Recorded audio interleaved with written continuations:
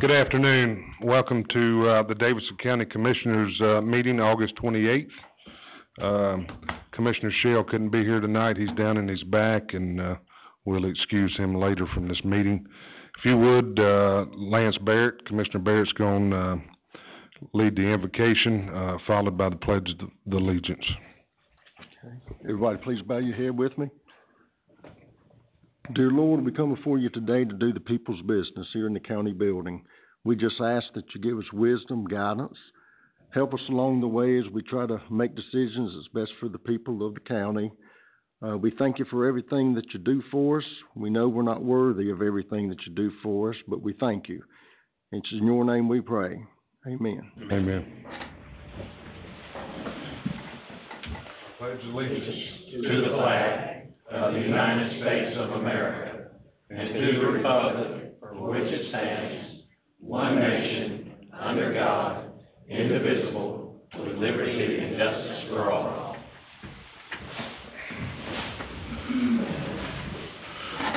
I want to recognize Will Tate for the Lexington Chamber of Commerce. Is he here? Will, are you here? Okay, I don't see Will. I'd also like to recognize Judge Wayne Michael. Judge, are you here? Thank you, sir, for coming tonight. Okay, we'll move on. Anyone like to sign up for public address, please do so. It's right over here to your left. While you're doing that, we will adopt the agenda. Has anybody got any additions? Mr. Chairman, I would like to pull off the consent items concerning Parks and Rec so that Mr. Marshburn, the director, can come up and give us just a quick overview of what was done at the last meeting. I know it's rare to see that many items on consent agenda coming out of one department, and he's going to give us just a quick overview of sort of what's been passed. That's what's in the computer for your viewing. Okay, before we pull that off, can we get a motion and a second to... So moved. Mr. Vice Chairman, we do need to pull the Sandtech item from this evening, if that's okay. Okay. They were not able to get us a proposal quick enough for the staff to get it turned around and back to you all. We're requesting it be put on the September 6th agenda. All right, so we got a motion and a second to excuse Commissioner Shell. Can I have your vote, please? Can we do this verbally? Yeah. All in favor? All opposed? Thank you. Okay, so we're going to move the Sandtech. First of all, we're going to move 8N off the consent for discussion. 8N. 8N. It's N. It's M. It's also L, and there's a fourth one on there concerning. Let's see, P. Mr. Vice Chairman, I think that it might be more appropriate to do that at the approval of the consent agenda instead of pulling it right now. That's right. Okay. All right. All right. So we got a motion and a second for the agenda. I don't think so. I'll make a motion that we approve it. All right. And a second, the amended agenda. Second. All in favor, cast your vote. And all opposed, cast your vote. All of the votes are in. And that motion carries 6-0. Thank you. Barney Hill. Barney W. Hill. The last time the county ballot featured a bond referendum for anything other than schools was just over 30 years ago. May the 3rd, 1988, to be exact. Both propositions failed by margins of about 2-1. Now that the statute of limitations is run, it can be told that some wagering about the outcome went on. Sim DeLapp enjoyed a steak dinner at the expense of Gary Frank. I like to think that the bond issues that so recently threatened us would have crashed as spectacularly as those in 1988. I'm glad I didn't have to find out. I thank Mr. Barrett and Mr. Yates for swallowing their pride and voting to pull the plug. I could have done without Mr. Jarvis's celebration of the millions of dollars lately lavished on pet projects, and Mr. Barrett's exploration of devious alternatives to general obligation bonds. Why can't at least one commissioner get excited about borrowing nothing and spending less by doing less and maybe by undoing some of what already has been done? Another insult from the PBB program, another state grant for the library, net cost, position upgrades, even though the fiscal year has barely begun, more socialized transportation, and a boost for Barnhill's bottom line. In short, we are back to a typical agenda. I never thought I'd be relieved to say that. Thank you, Mr. Hill. Appreciate that. Billy, Leeson?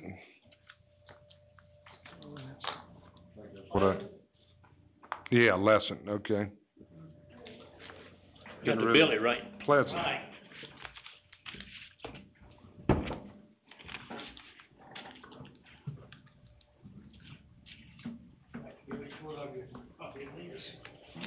Thank you.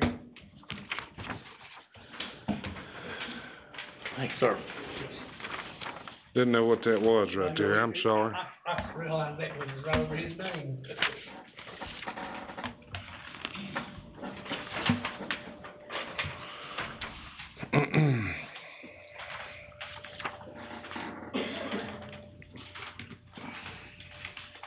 Thank you.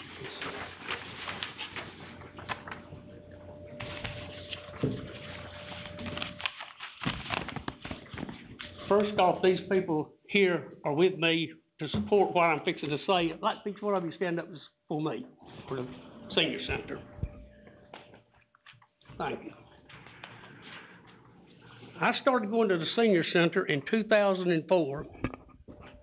Later on, I started repairing the billiard sticks, anything that I could on the billiard tables, and keeping the billiard room clean and neat.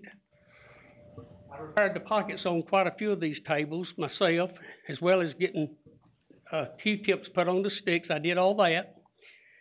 And when I'd leave, I'd try to have the room looking good and rearrange everything where it'd be neat. We've had a billiard table for over 22 years. In the old senior center behind Cecil School, we had billiard table in the nutrition site next to the steam table. It was very crowded, but we still had a billiard table. When we moved to the present facility, we got another room which was bigger, and we could have 2 tables. One of them was donated. I worked to get that donation accomplished. These 2 tables are used very much, and someone is on both tables from 9:30 to 2 p.m. constantly, every day of the week. After we leave, around 2 or 2:30, other people come in to play. There is women that play in the evenings. Sometimes they play in the mornings also. 12 to 16 players most of the time. We all get along very well. Someone I understand said we had a fight or had fights. This never happened. We have had misunderstandings and it was settled. I met my wife at the senior center 15 years ago. This is like a big family. All of us get along good, and when one hurts, all of us hurt. It means a lot to us to have this. We have a number of veterans in the billiard room. Some can't do other activities. Billiards is the only thing they can and will do. They don't participate in other things. We have to practice for senior games and play in the games here. We won't go to the games if the tables are taken away because we won't be able to practice, and we're not going to go to a billiard hall and practice there. We only have 2 or 3 people on Fridays that play ping pong, and it has moved into the ping pong table is folded up and put in the billiard room. Then it's moved next door into another room for Fridays. It was said we could play ping pong or foosball if they get a foosball game. Most of our people have had cataract surgery. We can't play any of these fast games as our eyes can't follow the ball or anything else that moves fast. Most vets have health problems as well as all the older men. We have all kinds of health problems. The men said if we lose our billiards, they would not come to the senior center. 3 minutes, sir. Do what? 3 minutes. Okay. We understand your concern, Thought sir. the pool tables was for the people, not for the ones in the authority at the senior center. Thank you, sir. Thank you, Billy. Thank you.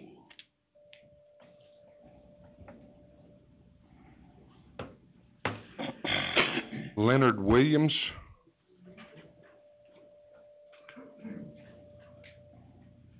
Good evening. I'll be brief. Bid at the Senior Citizen Center behind Cecil School for your considerations. I have 3 questions. Is this action a result of a complaint, being singled out, or disparagement?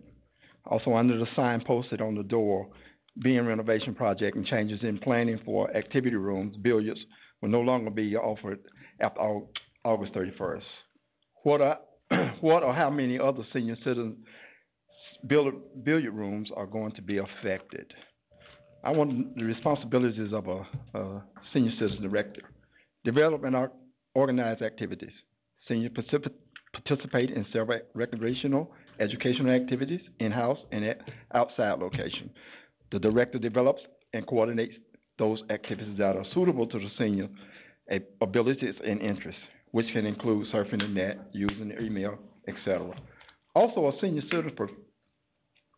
center provides a hub for seniors to gather, learn new skills, share their expertise. Billiards, in this case, is ours.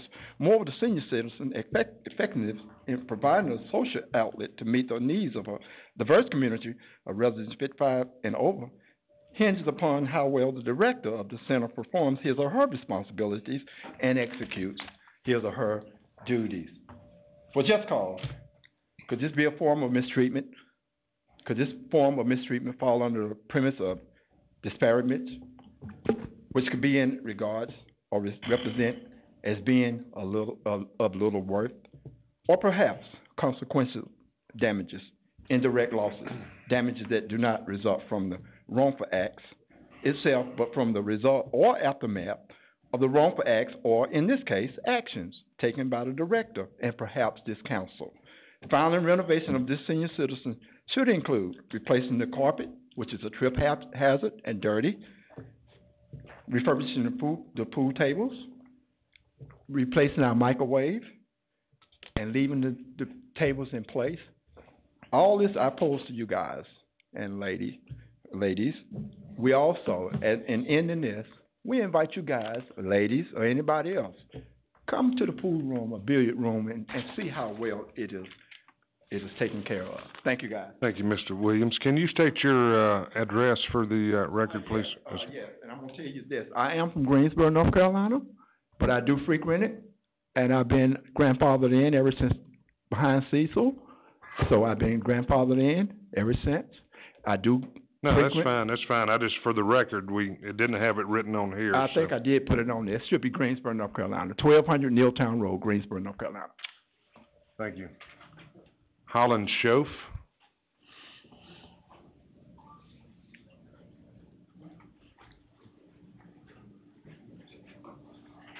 Good evening, I'm Holland Schoaf. I live on 1951 Greensboro Street Extension.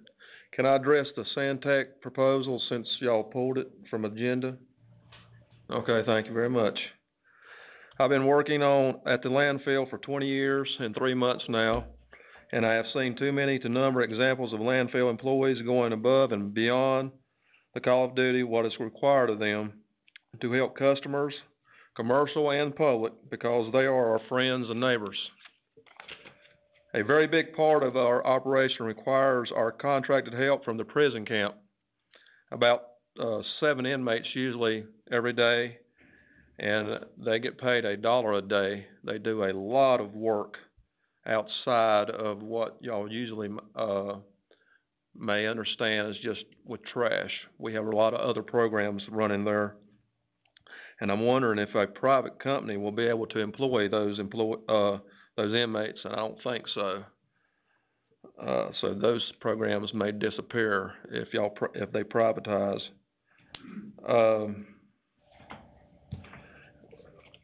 so many of us have been cross-trained because of the low number of employees that we have. I've seen the number of employees go down a lot since then because of the threat of privatization, and we had to outbid the private company. So we had to downsize, but yet we work a lot harder because of the number of employees that we have. We've been cross-trained to the point that we feel like when somebody's out of work that we can continue to keep the landfill running like it needs to be, but we work harder to do that. And I don't see a private company being able to do that at the same level of expertise and passion that we do. We're running on bare minimum now, as I understand. And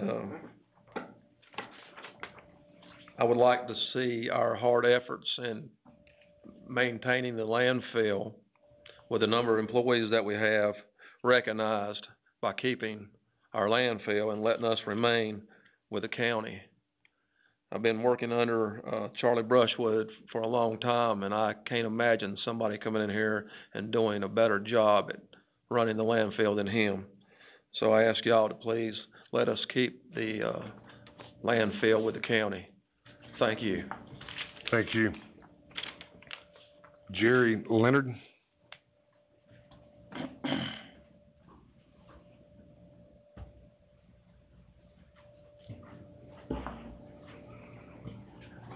I'm here on behalf of the Senior Citizen Billard Hall, and I like to say, Rainey, I like to keep it there. I've had colon cancer, and it's in remission. I think the Lord personally healed me, and He told me not to pick up nothing, any weight at all, and that's where I get my enjoyment. I just like you fellas to know that I really enjoy it, and if there's any way to keep it, I love to keep it. And well, half what Larry said, he told you the truth, and I thank y'all. Thank you, Mr. Leonard. Eddie Queen. There you go.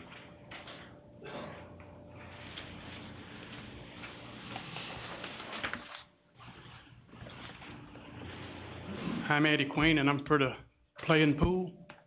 I'm like Jerry. Jerry's got cancer. I'm on dialysis, and it's more than playing pool. We talk about the Lord. We pray for one another there. It's sick, and it's the fellowship. We have good fellowship there. We have fun, and if you take it away, there's some people ain't got nowhere else to go because none of them know how to play cards, the other games and stuff like that, and it's just we just have a great time there. I mean, I'd hate to see it be gone. Thank you, Mr. Queen. All right, that's the end of public address. We can move on to the consent agenda. Now, Mr. Baird, I apologize if you want to pull these items off now. It's on the back page. It's items L, M, N, and P. There's 4 Parks and Rec issues on there. And if we'd pull those and just allow Director Thomas Marshman to give a quick update so we can all understand, and I think he can probably do it very quickly. Okay, does anyone else have anything they want to pull off?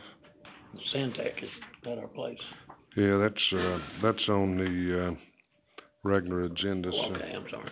Mr. Chairman makes a motion that we approve the remainder of the consent agenda with the exception of LMNP. We have a motion from Commissioner Truitt. Can we get a second? Second. Any other discussion? Cast your vote, please. Are we moving those to, He's coming up right now to speak. Okay. And then we'll, That's written, that motion carries 6-0. Okay. then we'll approve these once he, or disapprove them, one or the Thank you, other. Mr. Chairman. I'll start in order with the first one. The first one is a request to increase Parks and Recreation participation fee. The Parks and Rec Commission met and they decided with the incidents we've had over the last 5 to 6 years in our football program and the incident that happened at Kernersville last year that we wanted to be proactive and we decided to put in place a security guard at, each one of the Little League and Pee Wee football games this year.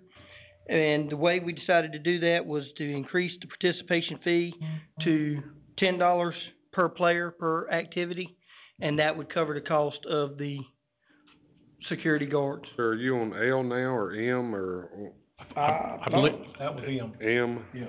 Okay. Oh, which one was L? That was, L is the bylaws. Okay, I'm sorry. Let's start off with the bylaws and then we Okay. can move. Okay, the bylaws, I'm not exactly sure exactly when the last bylaws were done, so we looked at them, redid them. When, Commissioner Truill was chairman, he decided that y'all voted to potentially put 3 commissioners on the board, so we rewrote our bylaws to meet that guideline, and we updated the bylaws, and Mr. Barney W. Hill brought to my attention this morning that we had a couple of little corrections we had to make in the bylaws. And on the last page, where it said, record all minutes and provide to staff, we changed that sentence to read, record all minutes and provide minutes to staff. And then, in the next article down, it said the aforementioned 4th 8, it should have been 48, for 48 hours. We changed that, and then we changed it to 50% plus 1 instead of 8, for commission members. But we updated the bylaws, so every year that they can, elect a president and a or chair and vice chair and a secretary, so the same person's not doing it over and over. From, what I've been told so far, the chairman has been doing it for the last 5 years straight, so we wanted to be able to give opportunities to other people as well. Okay. Vote on these separately. Yeah, that's up to y'all. Do y'all wanna vote on these separately as they go, or, I mean, let's just do them separately. Okay. You want this verbally? We can do these with the clickers. Okay. So now they've got it set. Do I have a motion to approve, 8L? So moved. We have a motion from Commissioner McClure. Do we have a second Sorry, I didn't hear the motion. Second. to approve, 8L? L. Yes, sir. Okay, I'll second that if you don't have one. Okay, cast your vote. I don't know who second what, but Commissioner Barrett it's did. on the clicker. Okay. On the clicker? On the clickers, yes, sir. Yeah, she said she was ready for us on the clicker. The votes are in. And that motion carries 6-0. Okay, M? The next was the participation fees that we were talking about. Mainly is the football is the, main concern at this time. We have had some incidents with basketball also over the years, but we think right now the basketball, with adding an additional supervisor in the gym, can kind of sustain that. But at the football fields, it's such a large area, we wanted to be able to get a sheriff's deputy to be at each one of the Pee Wee and Little League sites this year. When you said you increased them to $10, what were they? $5. $5. So you doubled them. Yes, sir. But they haven't been increased in over 10 years. And the issue is not with the children, it's with the parents. It never is.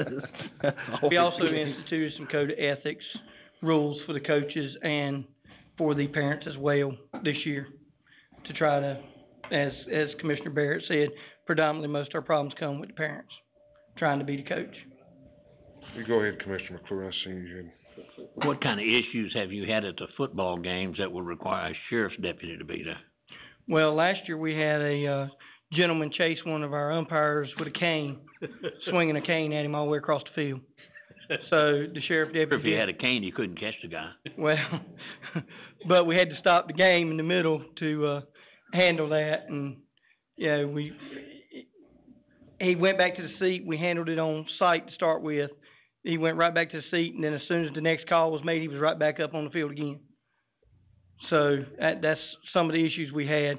It looks like staff people could take care of that and eject him from the ballgame. Why would a sheriff's deputy be necessary for that? Because he refused to leave. We tried to eject him from the facility, but he refused to leave. Could you not then call the law enforcement to come in? That's what we did. Okay. But last year at Kernersville, at a Little League football game as well, they had two parents get into an argument in the field, and somebody went and got a handgun out of the car and discharged it at the football field. So that's what we're trying to prevent, is prevent anything like that from happening with our children out there on the field.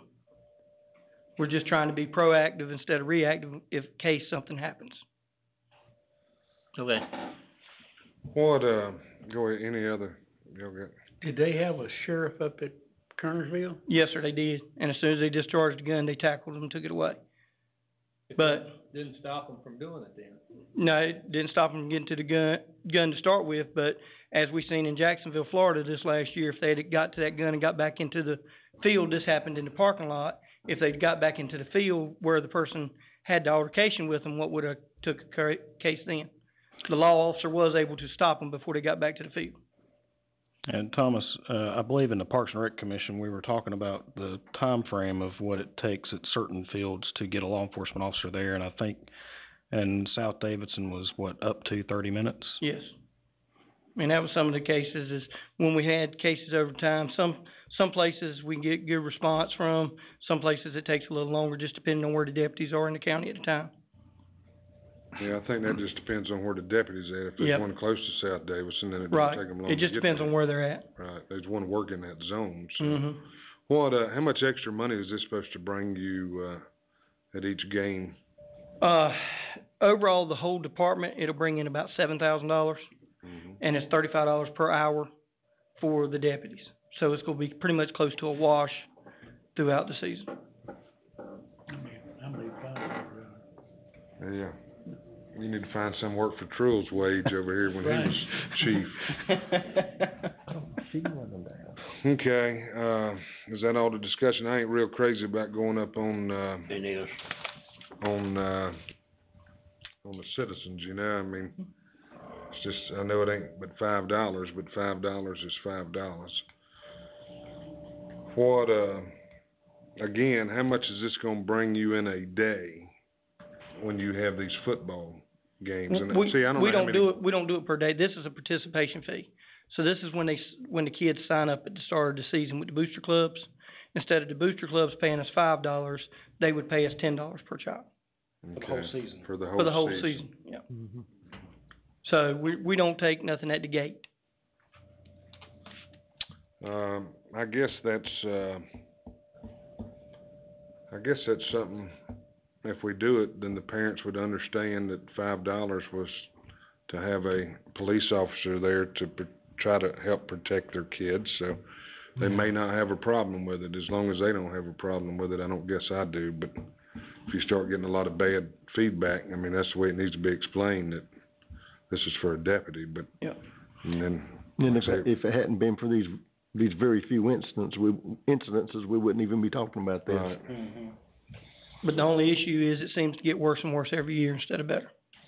But you know, what we're saying is the parents are basically paying for the security Right. or security help, so I guess putting that manner, I could be okay with it. One question, have all the parents as well as the department's been notified that this is potentially coming down? We've let the booster clubs know, Booster clubs? but, that's as far as we went with it.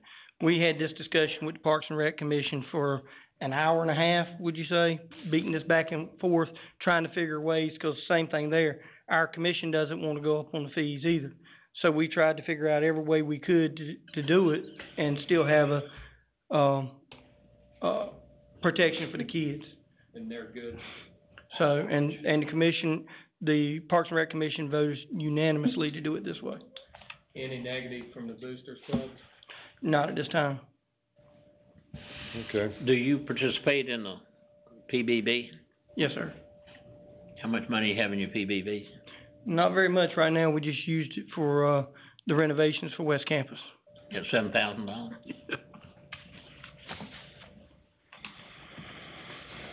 Pretty close. He didn't have, that's about what he's got left after he does these renovations. All right, well, like I say, as long as we don't hear much grief from, the boosters, I guess, I'm okay with it right now, but like I say, if they start complaining a lot, and we'll see where it goes from there, but like I say, I just hate to raise fees on somebody that's got kids playing Little League ball, but Okay, do I have a motion? Mr. Chairman, I got a motion, for M, I believe it's M. Yes, M. To approve 8M. Yeah, to approve. All right, we got a motion by Commissioner Truill. Do we have a second? Second. We have a second. Any other discussion? Cast your vote, please.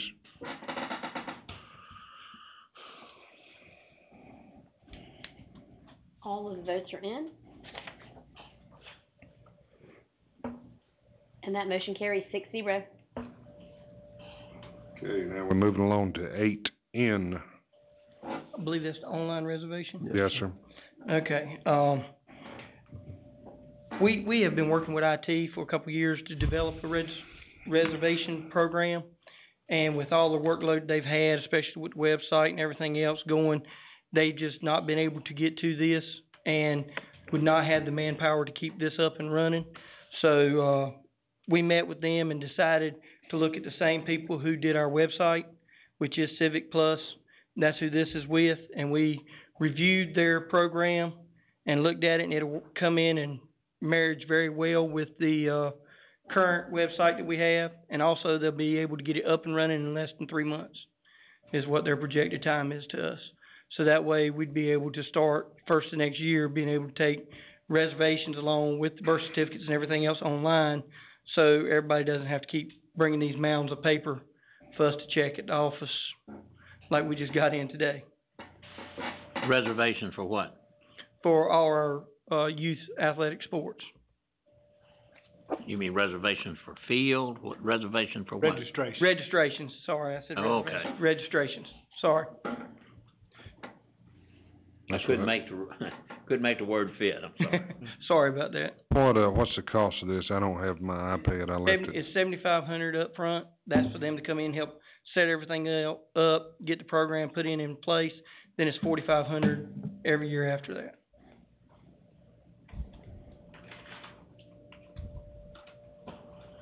Okay, any discussion? Maintenance? That's just to keep it up and running, yes. Have you calculated how much money this is gonna save us, or how much manpower, it's it gonna would save save- us, or is it just gonna be a cost issue? Well, I mean, it's gonna save us a tremendous amount of printing cost and also manpower cost. Because this will actually, once you put your stuff in there, it will check a lot of the stuff itself, so we don't physically have to check it. The dates are entered into the program itself, so once you enter upload your information into it, it will go through and check it. Right now, it takes us about 2 weeks to go through and check every bit of the paperwork that we get in for our program. Would you still be able to make, registrations without being online? Yes, sir. We'd still make paper copies available. But most people have wanted to go this way since the time I've got here. And that's what we've been trying to get to, and we've been trying to work on it. And IT has worked diligently with our booster clubs, trying to make this work, and it just wouldn't work. So we know that this one, me and Joel and some of the IT staff and my staff looked at this demo and went through every bit of this with them online on the phone, and it'll come in and work flawlessly. We hope within about 3 months we'll be up and running. Again, how many folks do you have register for, what kind of numbers are we looking at? Give me just 1 second. 100, 500, 1,000? You've got multiple sports. About 1,975 people we have registered every year. 1,975? Yep. About, huh? Well, that's pretty close, because I knew what the number was for how much we took for $5 participation fee, so. But that was the $5 part, that was for football, right? Yeah, but the $5, what I did is I just took the overall number for the whole year and divided it by 5, so that gives me exactly how many people registered for athletic sports. Because all the fees, $5 for everything. Okay, I couldn't remember. So for basketball, volleyball, and everything. So overall, our sports, we have 1,975 people registered last year. The overall goal is for the Davidson County Parks and Rec to take in and handle and facilitate more sports. if we can make that an easier transition, an easier communication with the boosters clubs and parents registering, we can get more booster clubs on with it to register more sports and to do more sports. I think we've had an issue with pony versus rec, baseball, different things of that nature. So if we can get more communication and make it easier, because the booster clubs, and it depends on the booster club. You get a booster club that the president and the staff at the booster club is very active, it's easy to get that information. You get somebody that's got a full-time job, does it an hour in the afternoon, it's hard to get the information from them. So I think this might make it easier. I do wish our IT had figured out a way around it instead of having to pay somebody else to do it. I don't know what the issues there were, but I know we have a system that you can notify county staff of trash and litter issues. Looks like you could register a kid online, but anyway. Well, I appreciate the fact that it would make it more efficient and less man hours and less paper, and that's the reason that we have these laptops. So I'll be prepared to make a motion that we approve that. Okay, we got a motion. Do we have a second? I'll second. Do we have any other discussion? Hearing none, cast your vote. So that's the same people, the 1,800 or 1,900, that's the same people that we just went up $5 on them? Yes, sir. Okay. Well, just to process their applications is gonna cost $250. Well, we're not taking no fees on this. Well, but I'm just online. saying, just Yep. so you know, that $5 that they paying, this 4,500 a month or a year is gonna cost $250 of that $5. So Yep.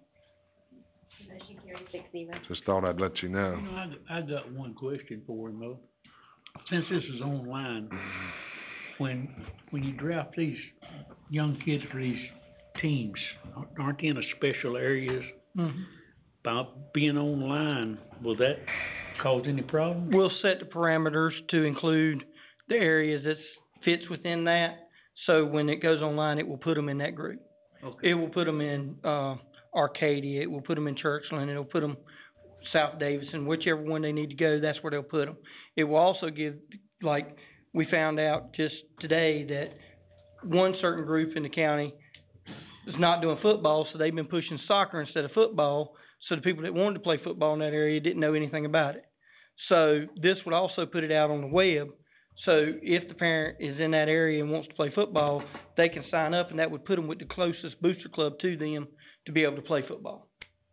So that way, any sport that goes out there will be put on the web, so that way they can register straight online and get up with their booster club. Can kids from out of county register also? Yes, sir, they can. Y'all passed that, about a year and a half ago. And the, thought at that time, because our commission was really closely watching that to see if there was a lot of recruiting and other things like that's going in. At the last total, we'd had 5, isn't that what it was?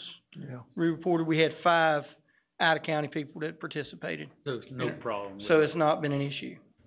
Understand. So now when they fill out this application, does that go directly back to the Boosters Club, or do they bring it? It comes to us, and then we print out the report and give it, and send it to the booster club, or we can email it to Okay, them. so everybody comes to the county building over here to your office? No, they'll register and it'll come through us through the computer, but then they register with the booster club.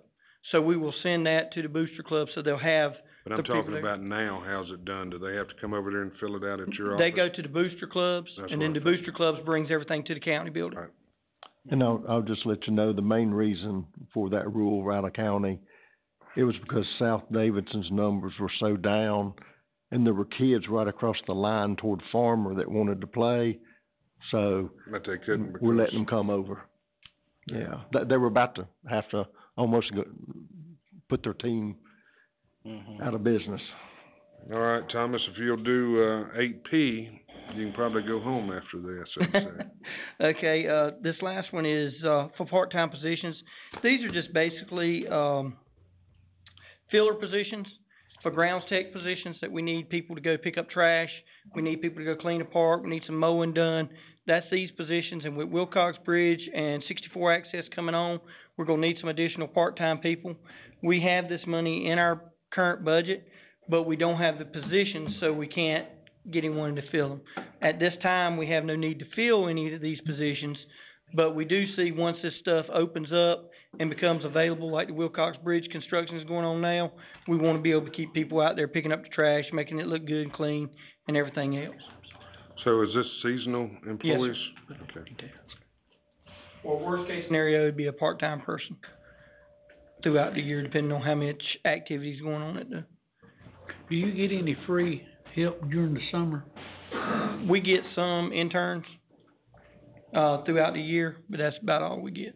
We get people doing internships or practicums.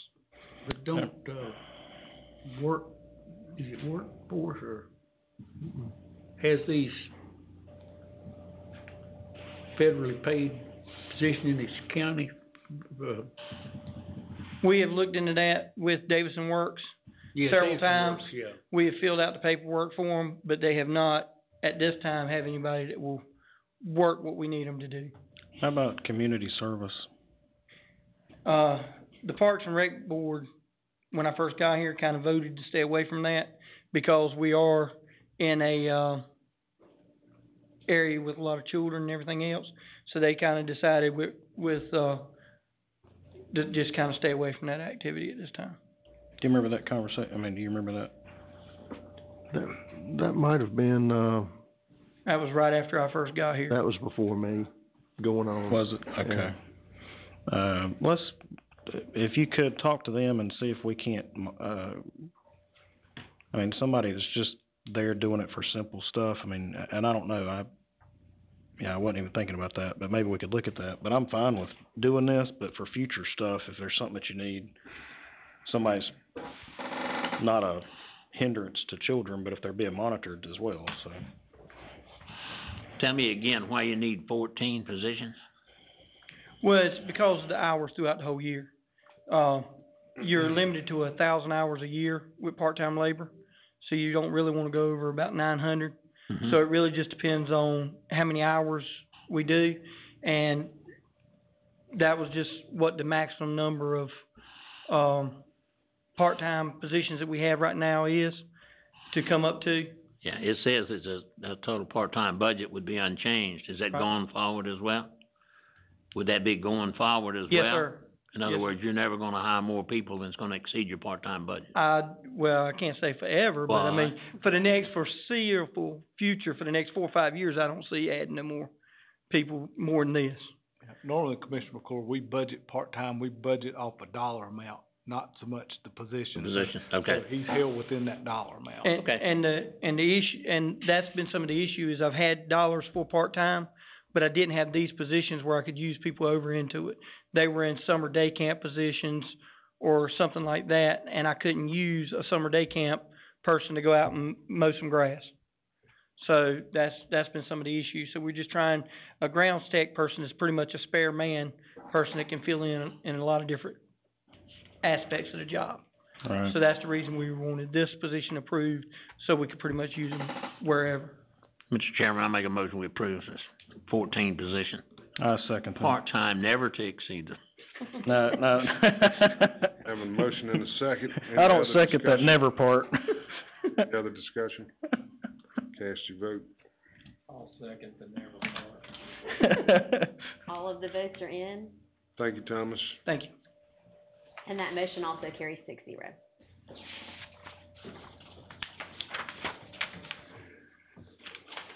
Okay, we're going to, 9A. Yes, sir. Bid award for the corporate park. Dwayne, I thought you was at a funeral for a second, while you was walking up here like. I wasn't sure if you guys will skip around or not. I was biding my time. Didn't want to get ahead of anybody else. Good evening, Mr. Vice Chairman and members of the board. Bringing before you request on behalf of the Business Park Committee. This is for the construction of the entrance to the business park known as Edgar Parkway. This was competitively bid, and the process is uniform guidance compliant because we're using some federal dollars, what I understand. The low bidder was Jimmy R. Lynch and Sons, and his, as you can tell by the verbiage there, his bid was $587,000 less than the second bidder, Our engineer has completed his due diligence, and the bid is responsible and responsive. Neil Tucker here is our engineer, and we'll be glad to entertain any questions that you may have. Who was the second bidder? I never get a bid tab sheet. Or I didn't see it on my email. Now, I don't have it on my iPad. That Dwayne sent out, I've made copies and it's at your place. I apologize for that. It didn't come out Gentlemen, until yesterday. It was late coming to you. Yeah. There was a $20 million sewer bid that opened on Thursday, and we had several bidders ask us if we could move it one day. I got you. And the $587,000, I'm glad that we did. The next low bidder was D.H. Griffin. D.H. Griffin. Thank you. Yeah. I've got it right here. Dwayne, it's my understanding that, Jimmy Lynch has done a lot of work for y'all, and y'all are pleased with his prior work. Yes, sir. That's correct. He just got through doing a sewer line for us, That's or he's correct. in the process of finishing it up now. It He has does a been good finished, job, for sure. He finished about 6 weeks ahead of schedule. It is, okay. I remember hearing something about it would be done by June or July or something, when we approved the bid. Okay. But now, on this one here, isn't there money coming from the state or something to help pay for this? I just help you spend it, sir. I'm looking at. Well, I know, you do a good All job. this money's part of the grants that are in these projects. So right now, this piece right here is gonna end up coming off, probably largely from the IDF grant that we got for sewer, for streets and stormwater. But there's so many grants in this thing now that it's kinda, bottom line is you get a lot of grants for a specific piece of a project, you've got to use it for that specific piece.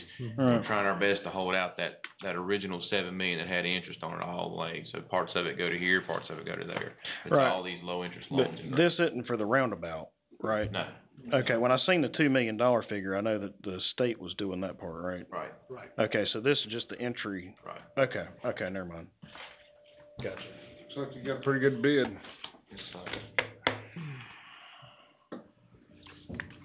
Surprised DH was that competitive on, this. But anyhow, all right. We have a motion. Mr. Vice Chairman, I'll make a motion to approve the Jimmy R. Lynch. Have a second. I'll second. Any other discussion? Cast your vote, please. Neil, your tie is blinding me, sir. That's why I can't have you speak, okay? So there you go. Yeah. So that just saved you from getting up and talking to us, cause All of the votes are in, and that Appreciate motion it. carries 6-0. Thank you very much. Thank you. Appreciate it, guys. Okay, B, 9B. Yes, sir. Bringing before your request on behalf of the Facilities Committee, and this is for the construction of the courthouse addition. This was a true design build request for qualifications process with the team of Barnhill, Ramsey, Bergen, Smith being scored as the best team to respond. One other firm did respond, but their bid did not have a named contractor and was found to be non-responsive. I do have one correction on the front cover, and I apologize, I didn't realize this until very late in the afternoon of actually yesterday. There's a place there that talks about surveying $5,000 required from the owner by contract. That has actually been rolled into the, services. And so that should read $80,538. I apologize for that. The original date this was to open was July 31st, but with only having 2 responses, I re-advertised for the project, and the new date was August 9th, and still had the same amount of results. In addition to that, I went through and solicited another 7 or 8 companies that I had not solicited before, trying to get someone to be interested. Legal and I are going through the contract documents now. I ask when legal has approved the contract, the chairman is allowed to execute the contract. And with that, I have Dan Pruitt, project manager with Barnhill, and Dan Norman, engineer with Ramsey, Bergen, Smith, here to help answer any questions that you may have. Okay, does anyone have any questions? How long is it gonna take? after they get through, what's the next phase? Glad you asked me that, sir. Can I approach? Mm-hmm.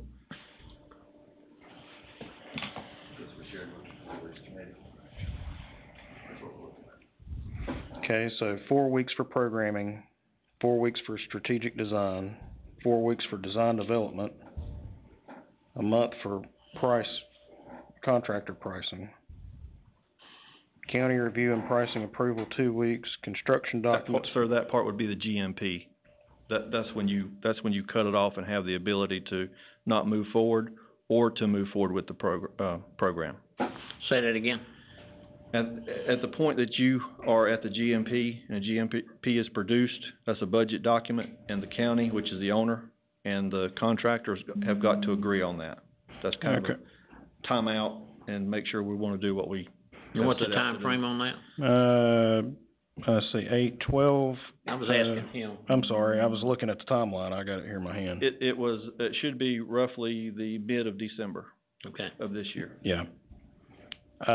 What part, in which phase does this go to the state for approval for the drawings to go to the state for approval? I'll let Mr. Pruitt answer that question.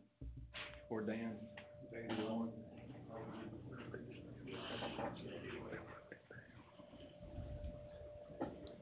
Yes, normally, when we actually get through with, construction documents, we'll send that to like the Department of Insurance and also go through that review. So it would be at the end of that, I'm not sure if we actually have that down on that timeline or not. Okay. It would be after that. Well, right here, the timeline that I'm seeing, is this, all right, so you've got 4 weeks, 4 weeks, 4 weeks. Is this all together 4 weeks? Or is each? Each. So this 4.5 months, so after we get through to this part in the middle of December, then we're talking 4.5 months before they ever even get sent to the state. Is that correct? That sounds correct. So we're talking late spring next year before you ever even send the construction documents to the state for approval? Do you have this timeline here, Danny? I do, I don't have that time. Let him see that, and that way, I don't think we're looking at 4.5 months, Do you wanna come up, Mr. Pruitt? And where are you talking about the state now, Commissioner Crotts? What part of the state are you talking about sending these to? And that was gonna be my next question. I understand, but I wanna confer that any construction documents, because it is a public building, you're looking at a courthouse and a jail, would have to go to the Department of Insurance for their inspections division to finalize any documents. It is not an internal thing that the county does. Is that correct, or am I wrong? From my experience, the Department of Insurance is for design review and compliance with code. Yes. So they go through the documents are designed and they're submitted for their review. Typically, they'll come back with some comments, and then you address their comments, and then your documents are approved by the Department of Insurance. And what timeline does it get sent to them? Typically, somewhere around the 80% 80 to 85% range of the documents, but you have to have enough information so they can make sure you have code compliance. So the documents have to be somewhat accurate at that point in time. Doesn't need every construction detail. You just need to know where the doors are and the stairs are and, how the building's. So we would be sending those to them in January? Let's see. 4.5 months after. Yeah, and the cumulative, it would be somewhere around, looks like about 7.5 months. Okay. Yeah, so probably March. be early next year. Okay. I was just trying to get a timeline of where we're Right. talking, so, cause I know it normally takes them a while to get that back, so. It does. You're exactly right. Yeah. And a lot of times we'll do this and at the same time, we'll send it to Department of Insurance and also send it to local, code review as well, so they're all looking at it at the same time. And, okay. And usually the local code review will not approve it until we have that communication from the Department of Insurance. That's right. So when do you think the final plans not be approved, but when will they be ready? What month to go to, It'd be after that. It'd be after that beginning of the year, after we. January, February? February timeframe. February. We move forward and all the information is collected and approved as we proceed. Okay.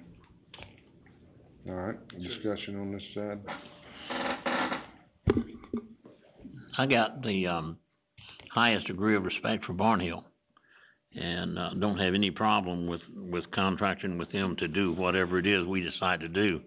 But as a member of the, Facilities Committee, I expressed my, opinion that we should not be proceeding in this manner, that we should go ahead and do what we had agreed to do years ago and put the clerk in the Windstream building and then make plans to do the courthouse and the jail situation later. The reason we got involved in this courthouse was we were trying to find a cheaper way to put the clerk in another place besides Windstream. Everybody was okay with the Windstream building until the $7 million figure come in. And then that's when people bolted and they wanted to go find a different way. And as it's turned out, going in the courthouse is not that much cheaper than putting him in the Windstream building.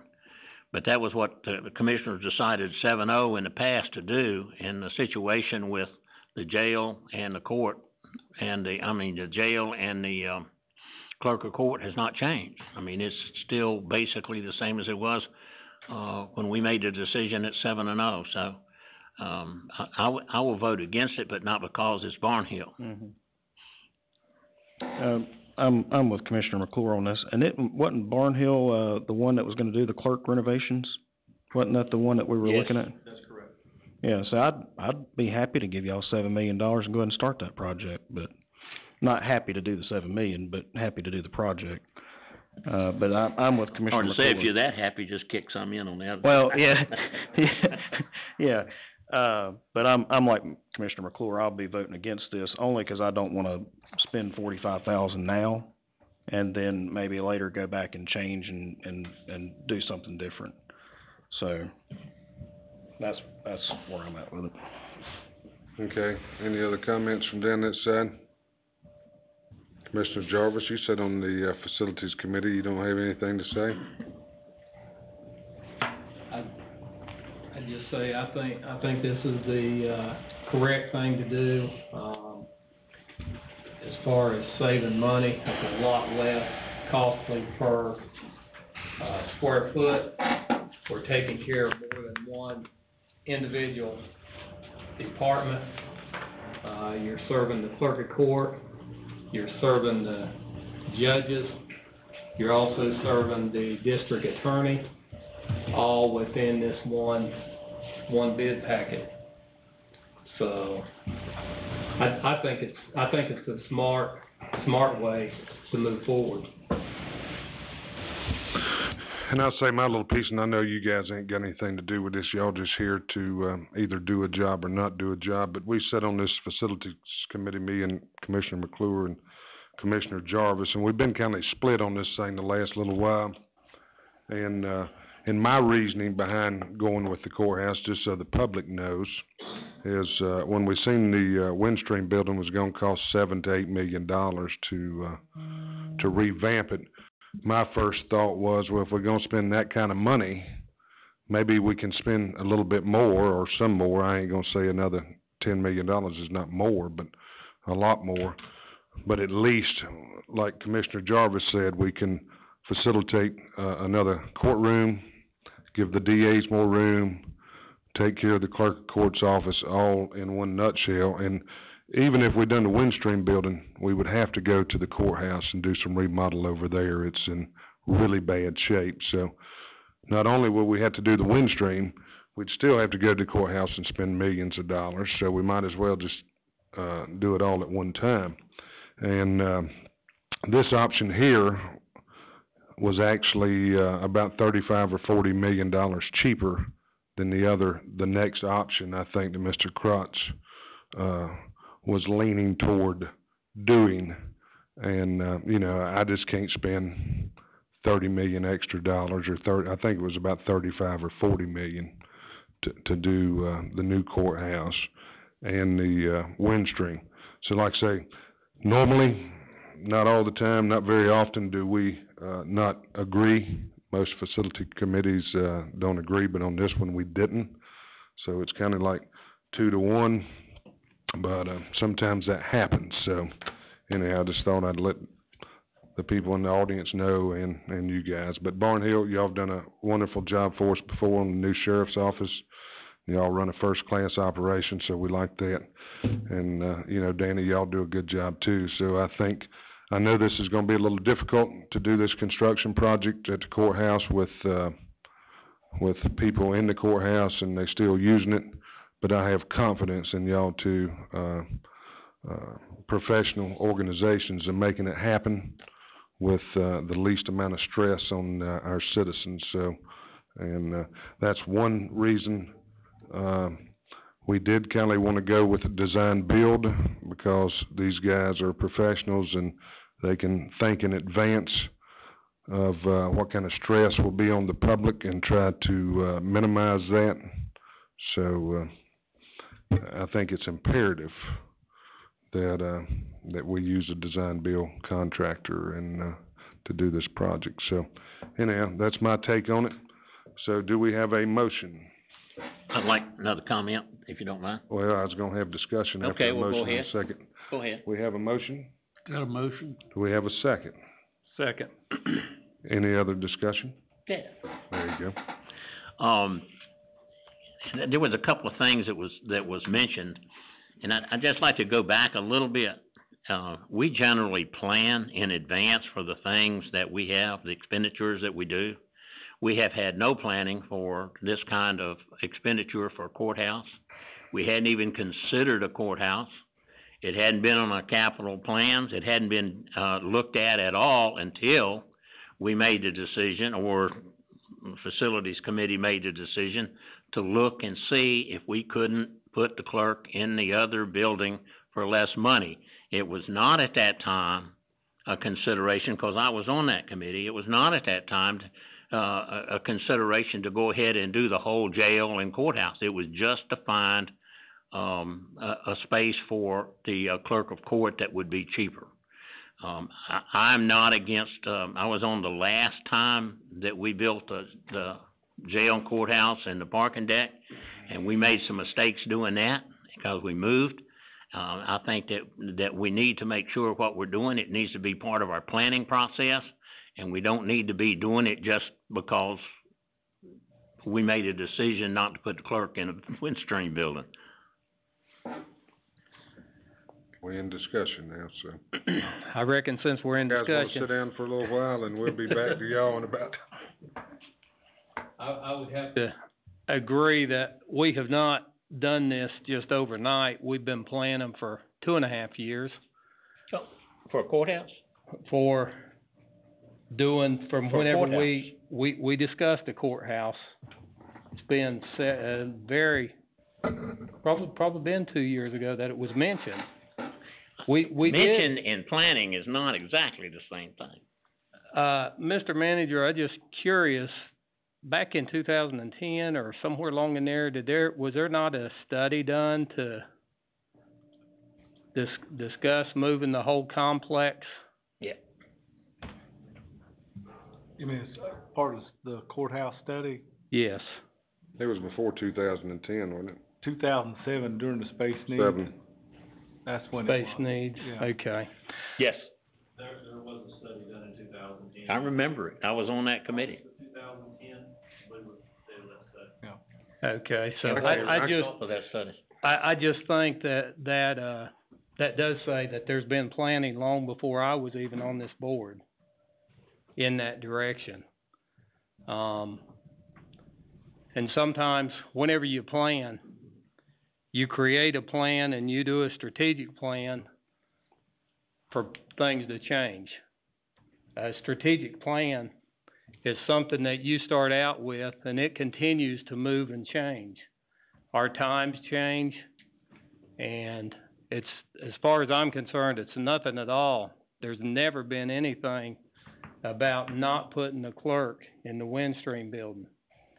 You're spending $8 million, $8.3 million for one department. And I just don't feel like that is something to use the, citizens' money wisely. I think the actual number came in closer to 7 million. Mm-hmm.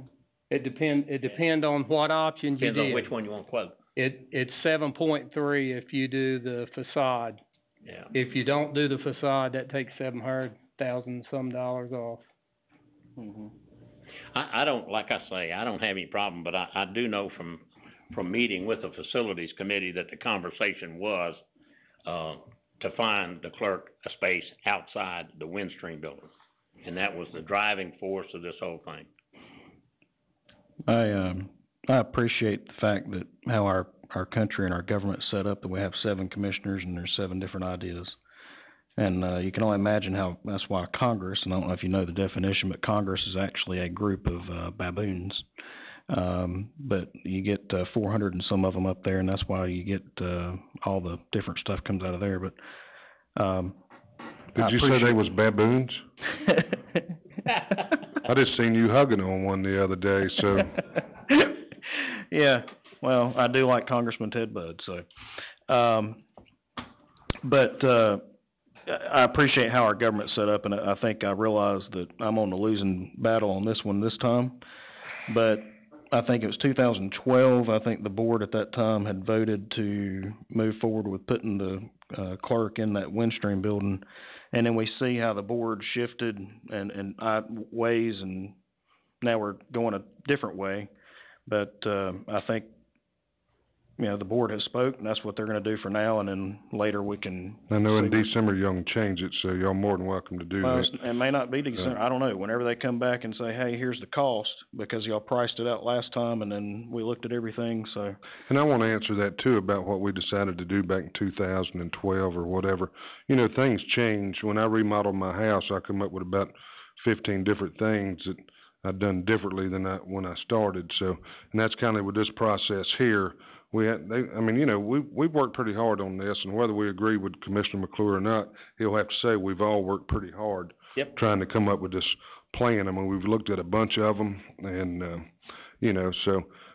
things change. Like I say, when that price come in, things changed, and I said, for the money, maybe we can do something different. And I'm sure Judge Michaels is in the audience here. He can tell you, this is no surprise that the courthouse needs work on it. Like I say, I've been a commissioner here for, it'll be 8 years in December, and my first year here, I took a tour through the courthouse, and it is in dire need of work, just like Mr. Coggins' agriculture building over there is in dire need. I mean, we've got a lot of situations here in this county that needs attention, so I guess that's another reason I'm looking to try. I think we can do the courthouse justice by what we're fixing to do here, and I think Barnhill and Danny with the architectural firm believes we can do a nice job for the citizens at a reduced rate, again, of about $30 or $40 million. So that would save us. We got a jail that's going to need to be built probably fairly soon. So there's a lot of different. Mr. Coggins and them's got to have somewhere to go. Their building is very dilapidated, and they need room. So we're just trying to give the citizens the best bang for their buck. No, not everyone's going to agree that this is the right thing to do, but I do believe we've smoked it over for 2 years, and this is the thing to do, and it'll give the citizens a wonderful courthouse addition. It'll give Judge Michael, the DA, it'll give all the judges some of the stuff that they've been waiting a long time for. So, again, we can knock out 2 birds at one time. So, any other discussion? Call the question. Call the question. Vote, please. Go ahead. May I add one thing before we vote? The only thing I would add is, the Windstream building was built in the 1960s. So the money spent on that building at the end of the day, we're still in a 1960s building. That's the only reason I prefer to move forward with the F1 project that we're talking about right here. So I'll just add that. New construction for the judges and the clerk and whoever else we decide to put over there, I just think is an advantage over dressing up a 1960s structure. Well, the courthouse was 1950s. I know, and that's why we're moving forward. I get the asbestos out of all of them. Just a comment on the 1960 building, when we looked at that, they said that building was very strong, it was built very steady, and then the renovations inside would be up to date.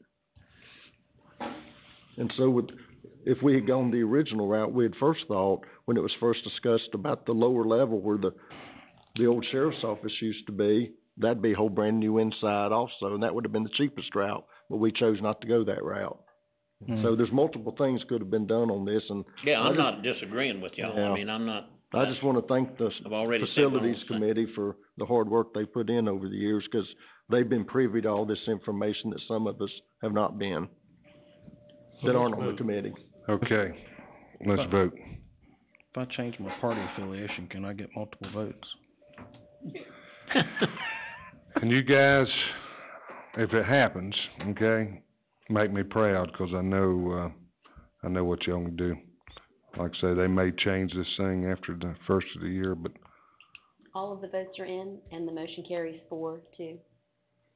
4-2, all right. Thank you very much.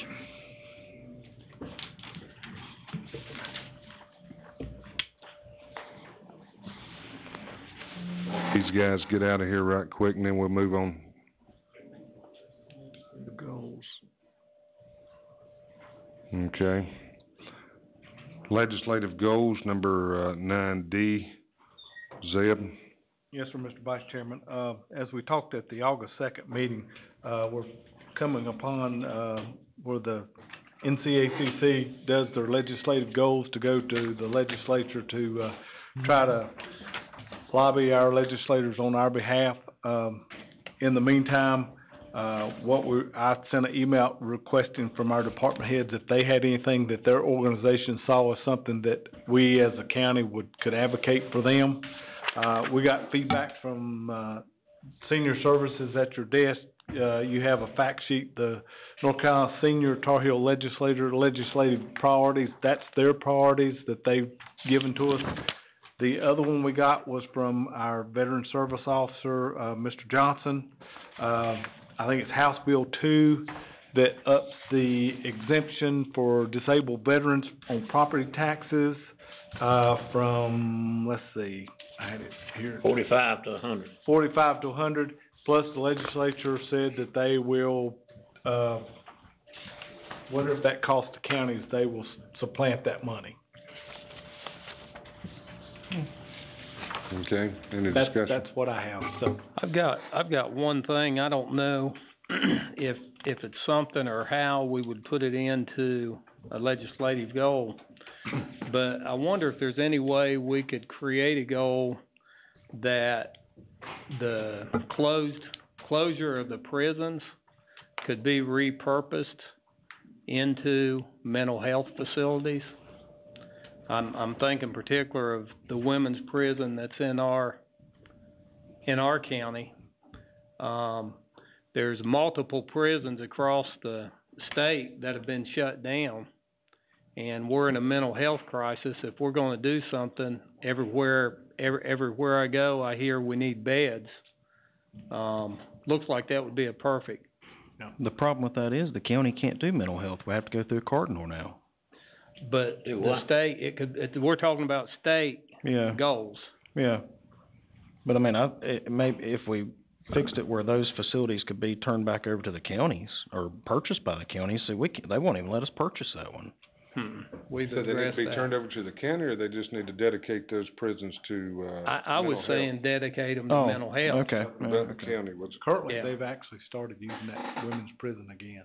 For what are they using it for? They've got a few inmates there. Really? Yeah. I think that, what Steve's talking about, we heard from a gentleman, at one of the, sessions that we had that had, taken a prison in, eastern part of the state, and, the state leased it from them. They leased it from the state for $1, and they had a whole farm and everything else out there, kept animals and the whole thing. But the main thing is to help folks get back on track. It was not just mental health, but it was young folks as well. But you know, we've tried this one before and it won't work. I don't know that we could do anything about getting a law passed. If we did, I think it would be probably a local bill. 'Cause I don't know that we could. Mr. McClure, will, I'm just thinking. will opioids be a subject for the ACC again? Absolutely. That's one Since of that was, I mean, will it carry over? That was one of the things that they will consider. What happens is, all of the legislative goals goes in there, and then they go to each one of the individual steering committees. Steering committees looks at one, some of the goals are similar, they combine them, but they come out, they try to boil them down to come out with, they had 300 goals last year. And they finally wound up at the end with 25, so they have to pick which ones they're gonna use, but the opioid epidemic is one that's heavy on their mind, so I would imagine that would still be one. And I was reading in the paper just the other day, it increased so much this year already. Yeah. Here in North Carolina. One of the things I have the legislative folks checking on is, have you heard of this K2 or spice drug? Been around I forever. have, yeah. It They is sell a- that at the stores, right? The little convenience stores or something? Yeah, you can buy it off a shelf in a convenience store. Oh, the fake marijuana. Now, it's not fake marijuana at all. It is marijuana, but it is a whole lot more potent than the marijuana that you smoke. And it has produced areas. There was 17 people in Connecticut that was walking around a park up there in a daze and rolling around on the ground with psychedelic stuff and everything. And we're putting that out there, and it looks like candy. That's people up north though. They walk around like that. But one of the things that they're checking on is to see, we had this come up a couple of years ago about derivatives of some of these drugs, and they're checking on it to see what that is. But if you want to read about it, it's a good read, and it's a very dangerous drug because it produces internal bleeding and a whole lot. The problem is you can't tell what drug they're spraying on this marijuana. So whenever they're getting it, it's just something different. The other thing that I was trying to get I was thinking about a local recommendation was the DMV, where they get their driver's license. Mm-hmm. There's a 3.5 hour wait down here. In some counties, it's a 5 hour wait just to get a license, and that's ridiculous. You know, the state, I seen, they said they're working on that, but I guess they're saying they can't find enough employees to work. They must not be looking very hard. I mean, unemployment rate's as low as it's been in years and years, so. Yeah, basically full employment. Yeah, would y'all recommend we don't do that then, or you want to recommend that we do? No, I'm good. Huh? I mean, Whatever. you can recommend it, it ain't going, I'm sure they're doing what they can do, I guess, from what I hear. They know it's a problem, everybody's complaining and doing whatever, so it's fine with me to put it on there. They're gonna pick some, they're gonna leave some off, but we'll We see. can just put it in there and let them see what they want to do with it, but it's a problem all over the state. That's what I'm saying, I mean, they know it's a problem, it's on the news about every 2 or 3 days about people But if standing in line. 100 counties get behind it, and the association gets behind it, it's a whole lot more than just one. Yeah. And that's a way that we got rid of the Medicaid years ago. Could I Madam request Clerk. that our electronic notices be a requested goal? I'm sorry. The electronic notices? Yeah, I Could think we so. request that be a, Notice saying it's try to been push turned that down through for the again? last 2 or 3 years. Which one was that? We tried to get on with Guilford County and got it to Representative Potts, too late for them to get it through, to try to figure out a way either to push it through as a joint goal through the association, to try to see if they can get that. I know Zeb and I were talking this morning about how small the Winston-Salem Journal and the Greensboro News and Record are. I mean, they're smaller now than the Dispatch, what we're Really? getting each day. And I just think it may be the right time to try to get it pushed through. It'd be nice, that's just money. It's a lot of money. We could A lot of draft, we can go ahead and draft that because we've already got examples of how we can word it. But That's we can right. do that and send it on in. It would go to the intergovernmental. Do we wanna do that Steering as committee. local, or do we wanna do that through the NCACC? Both. There's two ways of doing it. One is through a statewide legislative goal. The other one is to try to do, an local bill. individual, Okay. local bill. To try to tag on to Guilford County.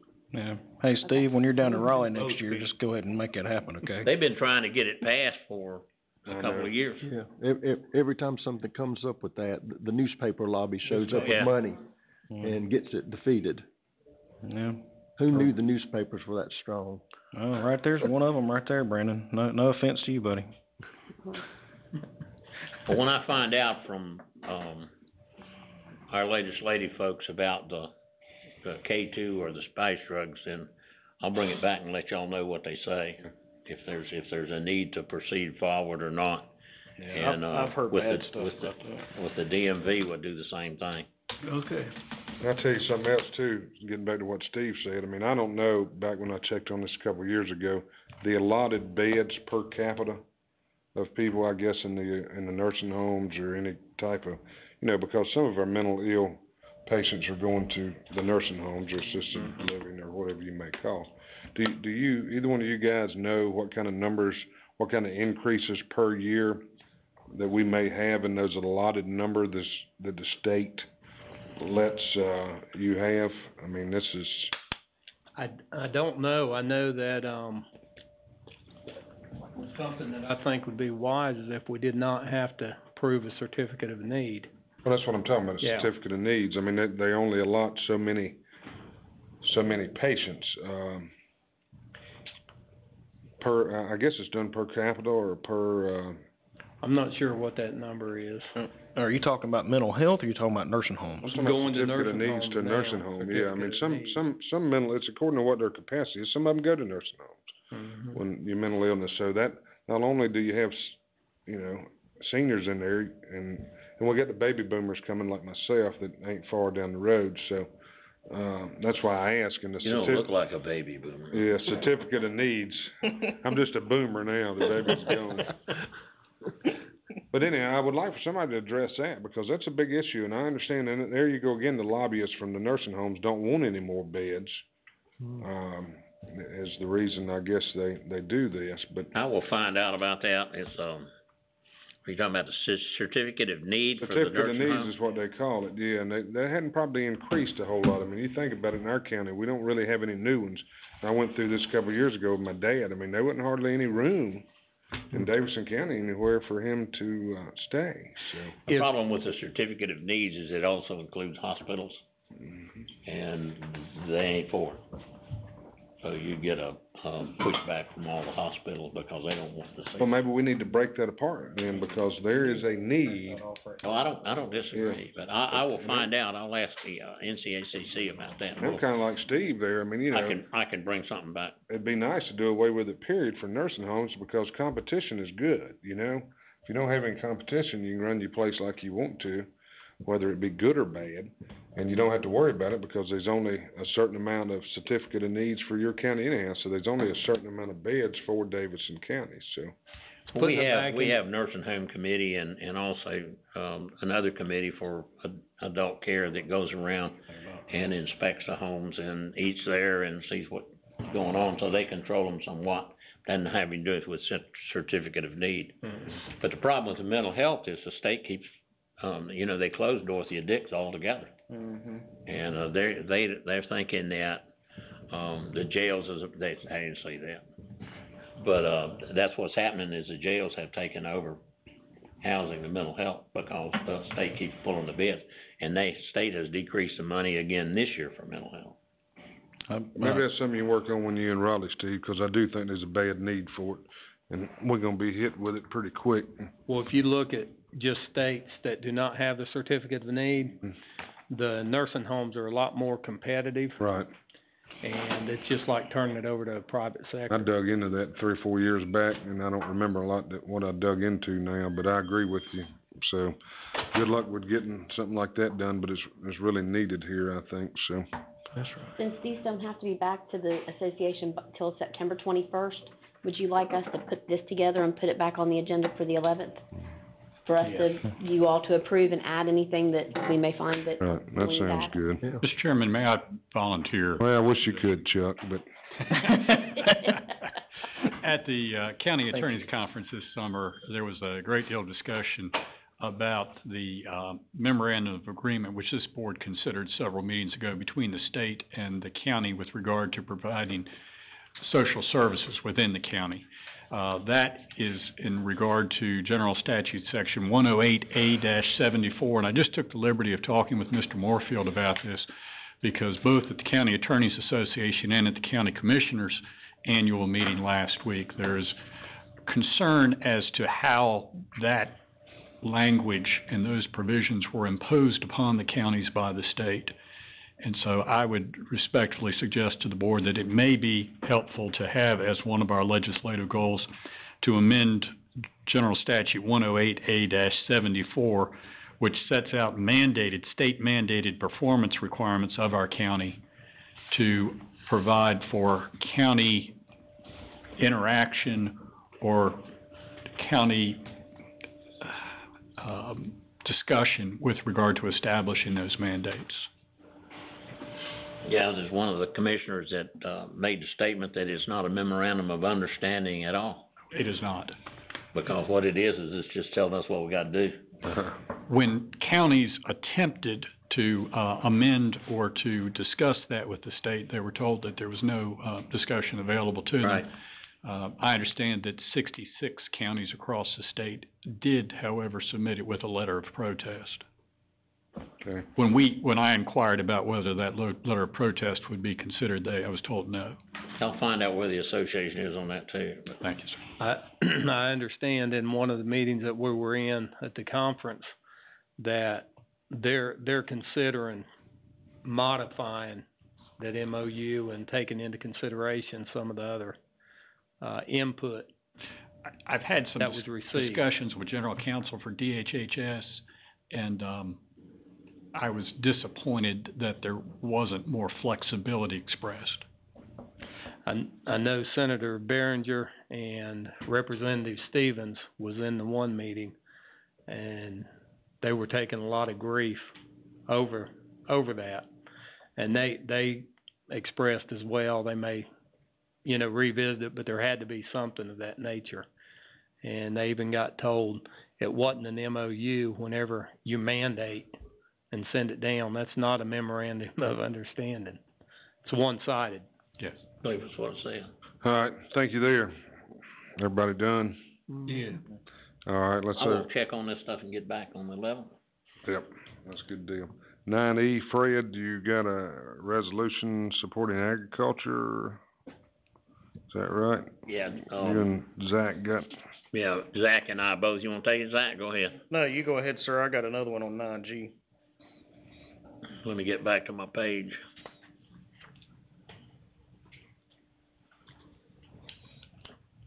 all right, Troy, the resolution is supporting agriculture. Thank you very much, and, y'all have a good night. Y'all see the resolution that's in there. I won't go through it and read it, but there is some attempt with a law that they've got now that is going to be harmful to the farming community, especially in the rural areas, as opposed to urban areas. But we need to support the agricultural industry, and one of the things that they were talking about on this is that was detrimental was people being able to move in besides a long-established farm and then sue the farm because it stinks. Mm-hmm. The farm bill that they've got, that's already happened once, and they're trying to get that overturned. I think it's probably happened more than once. Yeah, There's several of them that's, Yeah, but this one was one of the biggies. It yeah, that's a big, wasn't a little farm. big hog farm down Yeah. east, Mm-hmm. they're doing there. And then that affects us here in Davidson County with our barbecue. No. Well, I want me a new John Deere tractor, so I'm all for it, All right. Troy. I make a motion, we approve the resolution, send it forward. Second. Take a motion second, all in favor, cast your vote. All opposed, cast your vote. I can't get used to this clicker That there, was easy. Debbie, when- Commissioner McClure, can I have your vote, please? Can I have your vote, please? I voted. I get to vote I got twice? the motion.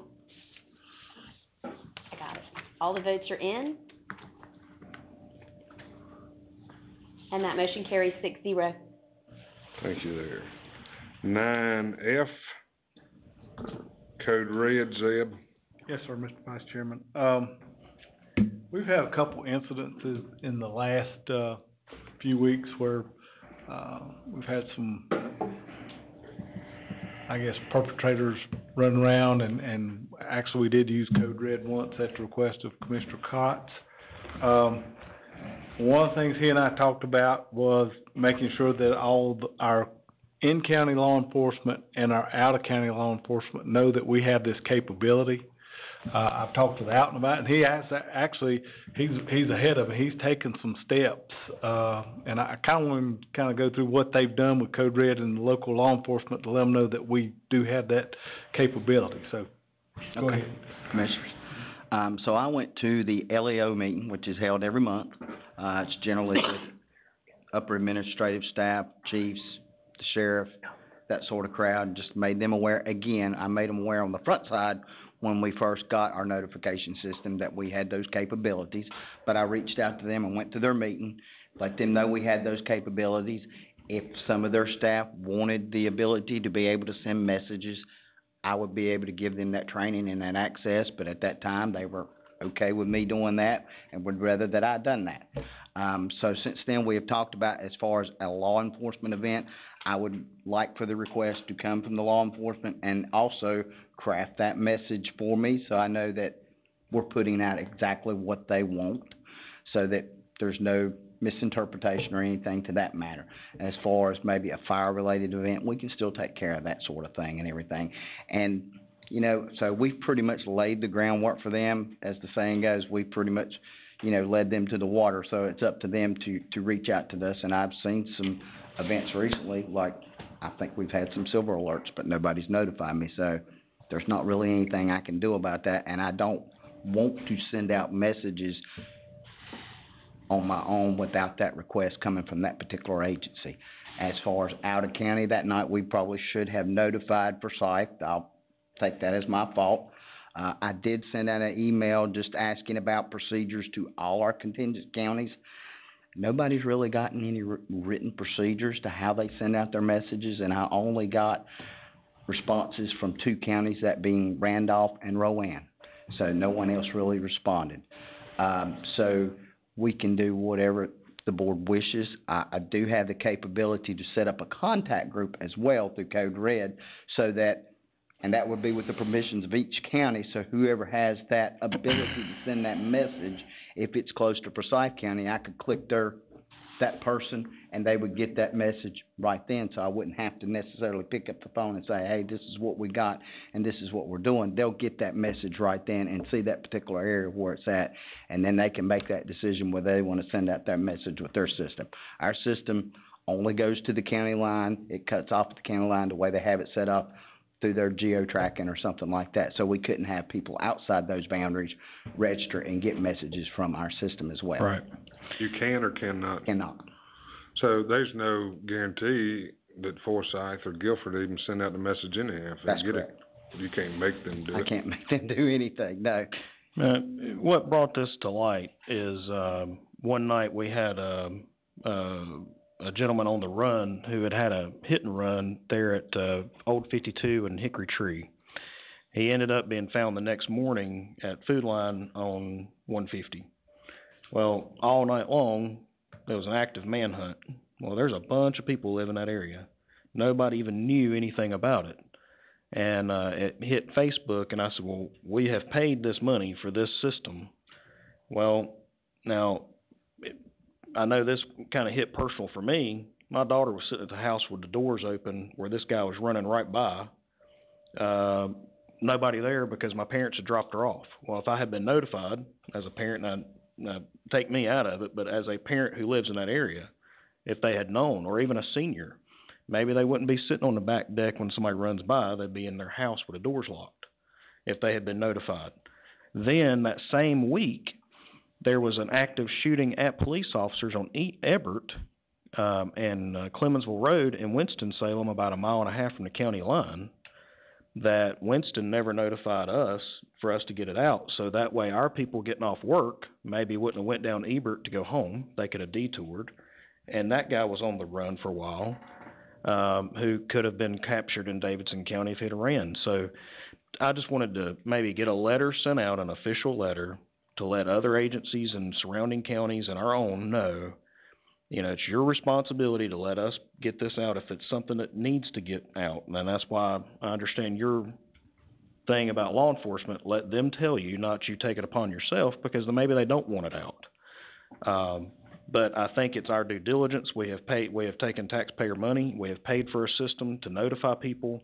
You may want to avoid this area because of a traffic condition or an active shooter or whatever it may be, to let them know. So that's why I brought this up, and I'd like for us to talk about it and maybe have that letter sent out. I got a question, like your active shooter in Winston, did they send that out on their, I mean, they'd have to send them out about 3 or 4 times a night up there if they sent those out every time. I'm not sure if they sent anything out at all or not, to be honest with you. Like I said, I didn't even get a response back from Forsyth County about any of their procedures on how they send out messages. Does the cities have this capability also? Thomasville is contracted with Nixle, and the city election has just recently entered the same contract as us, so they're basically a tag-along with our system. The reason I said that, you're right, on my phone, I'll get 4 or 5 a night before the street or the storm's coming or something. After a while, you cut your phone off almost, you know. You're probably getting through the Thomasville system. Yeah. Now, we don't want to do that. We don't want to we inundate. try to not overload the system. You get that situation, the little boy that calls wolf all the time, and people begin to ignore the messages, and so then when you've got one that is critical for that area, they don't even look at it. So if I'm understanding this right, did you say one of them was a hit and run? Well, it was a hit and run, but later it came out that he was armed and dangerous or something, and it was on Facebook, and everyone was freaking out.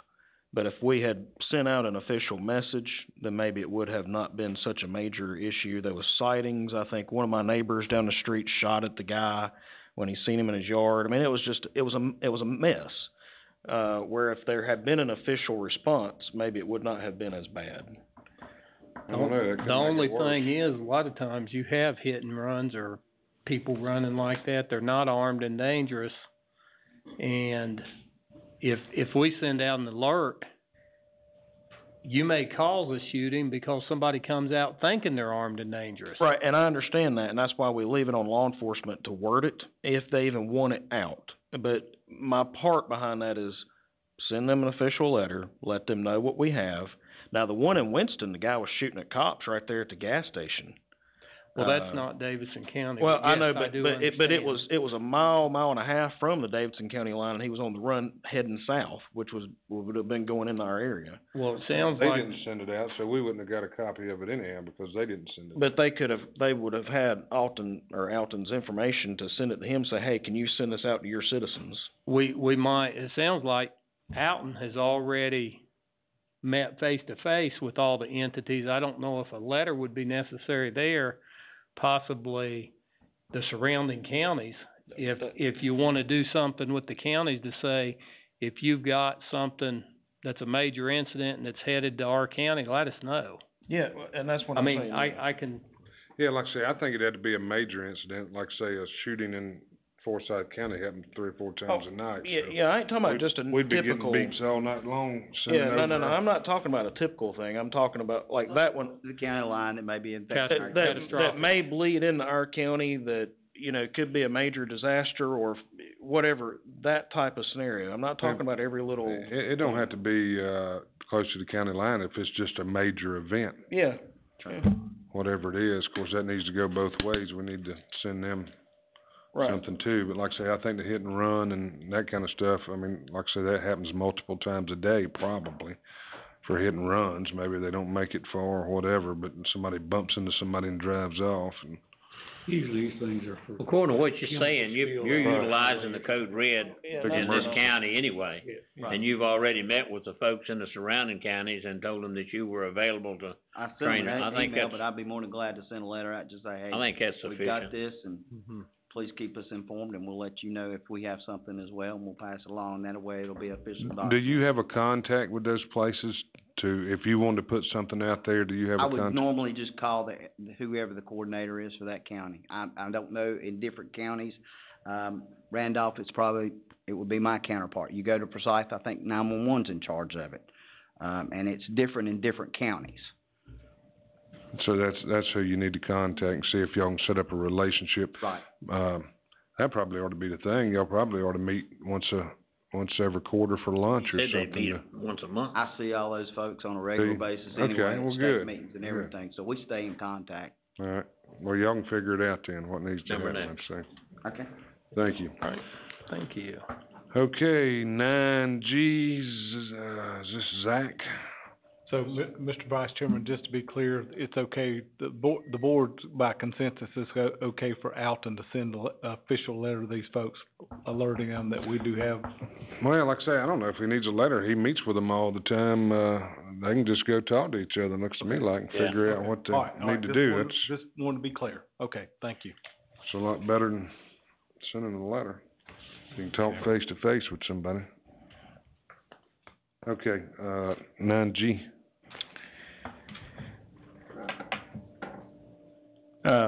We've got a resolution here before us, Tim Page with, I'm trying to remember the name of that group. He is actually here in the audience with us tonight. Pull it back up here, Tim, sorry. He's the executive director of the Southeast Consumer Energy Alliance. That's why I couldn't remember the name of it. Do you want me to read this or just kind of go over it? Basically, it's for offshore drilling.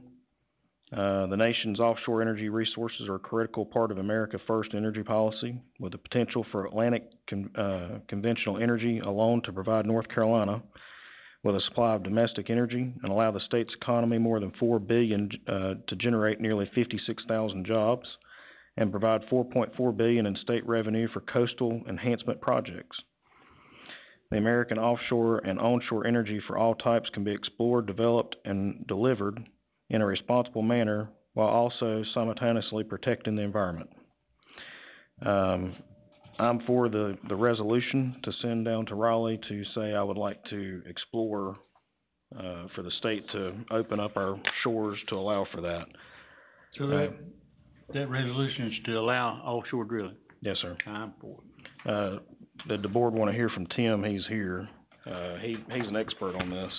The only question I'd have, we're normally, if something doesn't directly affect our county, offshore drilling is something that affects the coastal part of the state.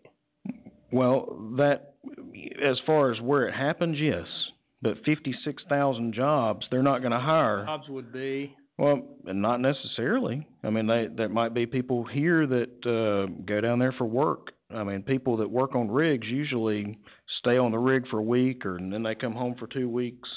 But also the energy and some of the money and the fact that our gas prices could be a whole lot cheaper here.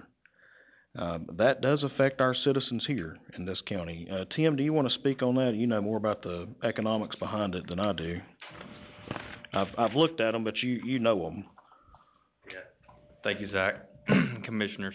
And he pretty much, the resolution speaks to it a lot, but as he said, what I will say to that, while we're here, is just because we all probably drove here tonight. We all are enjoying the nice air conditioning that we're feeling right now in this room. We're all enjoying the lights. Without that, this meeting probably wouldn't be happening right now. So when we talk about jobs or the economy, you know, all these jobs are going to benefit the whole state. You know, energy is not just, offshore energy is not just a coastal thing. Yes, when they're the ones that are going to see it, but, you know, you look at other states, say the coal industry, well, the western parts of the, or those parts of the states, like for North Carolina, if we had coal here, this part of the state would take all the risk and the coast would not see any. But that doesn't mean they don't get any of the energy. So, to your point, I would just say that energy, it affects everyone every single day. So, just because we may not produce it here in Davidson County doesn't mean we're not going to use part of that and get to see the benefits of that. I'd say I believe these meetings probably took place before we ever had lights or anything. They probably went on. Fred stood right over there and held a candle. A lantern. You're probably. I know we probably didn't have air conditioning. You do remember that, right? Where you point to me? Oh, Don, I'm sorry. I've got a question. Yes, sir. I probably know the answer before I ask it. I Don't ask it. imagine the North Carolina fisheries and coastal commercial fishermen people are not for this, are they? That's actually not the case. The Fisheries Association came out in support of offshore drilling. Well, And I can provide you guys with that. One big oil spill and they'll regret they favored it, I'll just say that. It'll kill their industry. In response to that, I will say this, in the Gulf Coast where we do have offshore drilling already, a lot of the fishermen do support that because they say fishing around any type of rig, whether it be oil or natural gas, is the best fishing. If any of you guys are fishermen, I know when I go fishing, I go fish around either brush in the water or possibly a dock or something like that. So that would be my response to fishermen not supporting that. And to that point, I will say this: this is only getting safer and safer every day. I'll look at your cell phones. Where have they come in the last 10 years? So that's just a technology to point to that shows how much better it has gotten over time. So, you know, there's always risk in everything we do, but if America never took any kind of risk, where would it be today? Where is this particular issue now? So the Department of Interior does comment periods from Washington, D.C., and right now we're in the middle of between the comment period and the next proposed plan coming out. That should come out probably the 1st of December. And so right now what we are trying to do is make sure we gather support and show that, per se, the Governor Cooper doesn't speak for the whole state, because he did come out against offshore drilling, but we want to make sure that the Department of Interior knows that Governor Cooper does not speak for everyone here in North Carolina. Who is it you work for?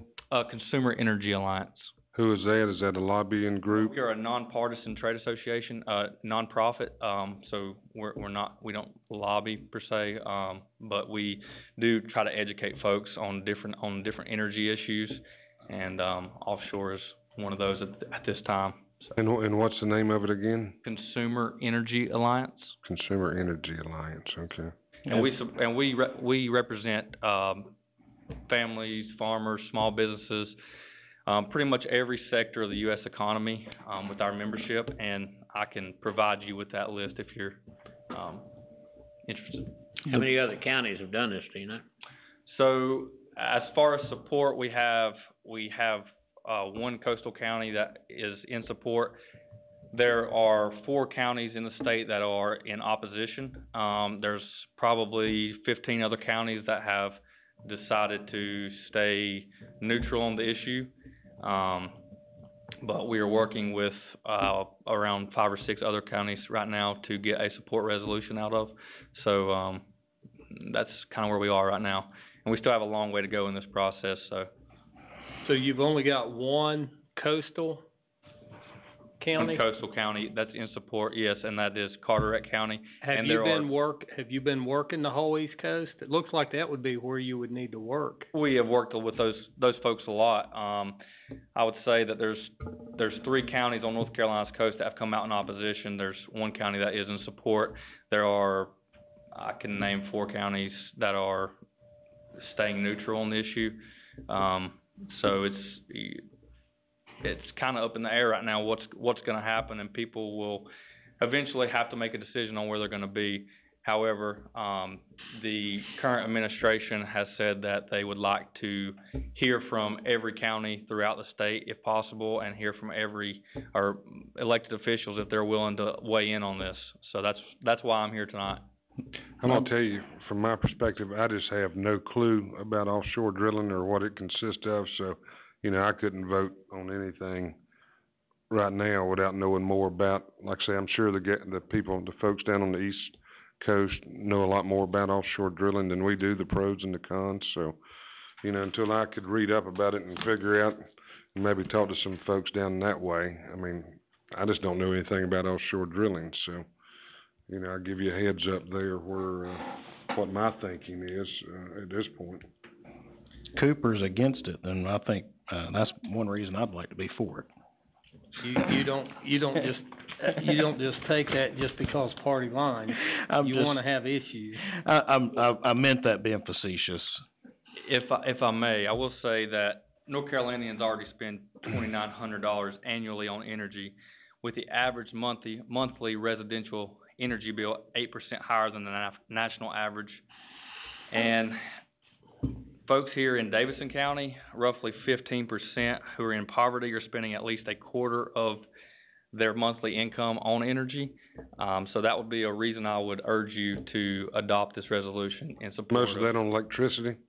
Say that again? Most of that on electricity? It's a combination of all the energy, so. Because I know when they just took the coal out, that cost, a whole lot of money, increased power bills too, for taking coal out. And again, I heard you mention coal a while ago, and I don't know a lot about coal either, because I didn't grow up around that industry, but, you know. Right, and keep in mind that this is not just supporting, per se, offshore drilling for oil, it's also offshore drilling for natural gas as well. So, it's not just like we're talking about oil here, we're talking about natural gas, which, fuels a lot of homes energy right now. Just to clarify one thing, that when we say offshore, it's not like you're gonna see them while you're swimming. They're 50 miles offshore, you can't see them at all. Coming from a state, Louisiana, that has a lot of offshore, it provides a lot of energy for that area down there, and the energy down there is less expensive, because of that. You know, you can talk about, offshore whatever, but essentially what we're talking about is energy independence. And somewhere along the line, we're gonna have to get independent of all of these foreign countries that we are now dependent upon for energy. If they shut everything down, and we're not gonna have, enough, reserves now to operate. We need to access whatever reserves we have, and offshore is just one of those. And to answer, Commissioner Barrett, the ones that happened in Louisiana, there was a big, splash about the whole thing, but whenever they got down to the end of it, the oil company that owned the platform paid most of the cost for cleanup and, everything that went along with it, and there was minimal damage to the environment and to the fishermen down there. Well, I mean, I hear what you're saying, but my computer and my phone and my television showed it for at least 2 years, all the turmoil down there that they had to deal with, and it wasn't just there. It drifted over and covered Mississippi's coast, and it covered about a 500-mile line of coastline, and if you asked the fishermen how it affected them, I'd say that it was not good, and the tourism also. And like I say, all it takes is one time, and look at our coast. We brag about our Outer Banks and all that, and all it takes is one time, and that's gone for at least, I'd say, at least a couple of years till the cleanup's over. Tim, I think do you know the depth of North Carolina's offshore coast, what they would be at? 'Cause I think that one there was so deep they couldn't work on it. That's true. I don't know the exact number to that, but I can provide that to you. What I will say to answer to that, or to respond to that, is the Gulf Coast is a lot different than the Atlantic Coast. The Gulf Coast is kind of what I would call a toilet bowl, where everything just keeps going around and around and around. It is. Whereas the Atlantic Coast is not that way. There's something called the Gulf Stream, where if this is the North Carolina, the Gulf Stream goes like this, whereas in the Gulf Coast it goes like this.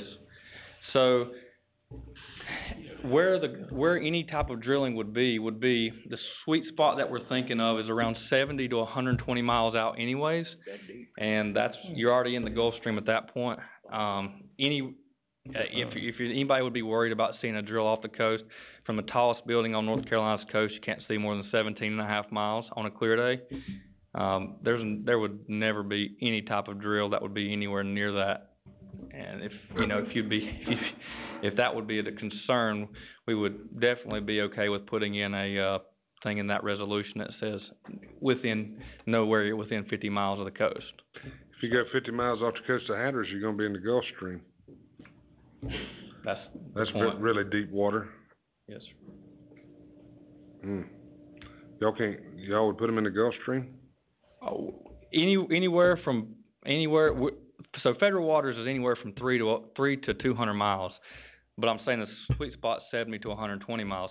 And I will say this, the rigs that you see on TV or wherever you may see them all the time, that's not necessarily the rig that we would be using for this drilling. I mean, there's about 7 or 8 different types of rigs that we can use, and for deep water, it's different than that. The Gulf Coast is completely different all the way around. They use a lot different equipment than we would use here. So I can provide you more information on that if you're interested. Like I say, I mean, I'd have to have more information, because there's just not enough here for me to vote on to say yes, because this is a big deal. When would we need to have this resolution if we were gonna have it? When is the, comment period? So the next plan will come out, like I said, by probably around December. So we're trying to get as much in there by November if possible. There's plenty of time then for that. So we could get more information and back at another time, and you could answer some of the concerns that. Yeah, I'm happy to do whatever it takes. I'm happy to do a presentation, bring in some more, experts if that's what's needed. Can provide you with any information you may need. Well, like I say, I mean, I'm sure whoever that's above our pay grade is looking at this, and surely we got stakeholders here that knows how close they're gonna put them to the shore and how close they're gonna put them to the Gulf Stream. I like to fish, so I don't want any crude oil in the Gulf Stream, and, you're talking about a mess.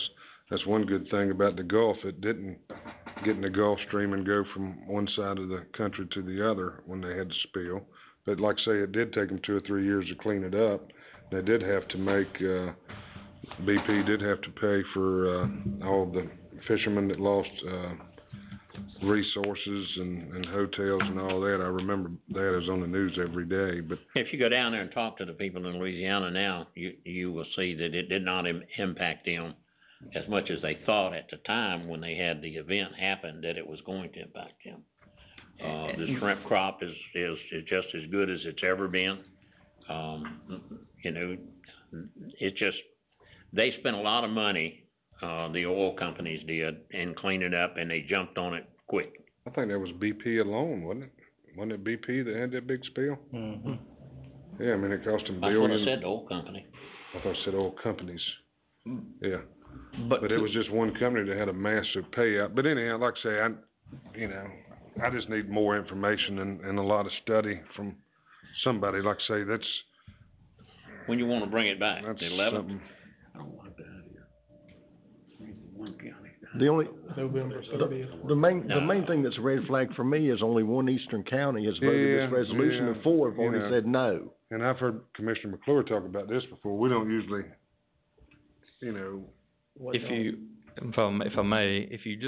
if I could show you a map at a different time, that would probably explain why those 4 counties have already came out.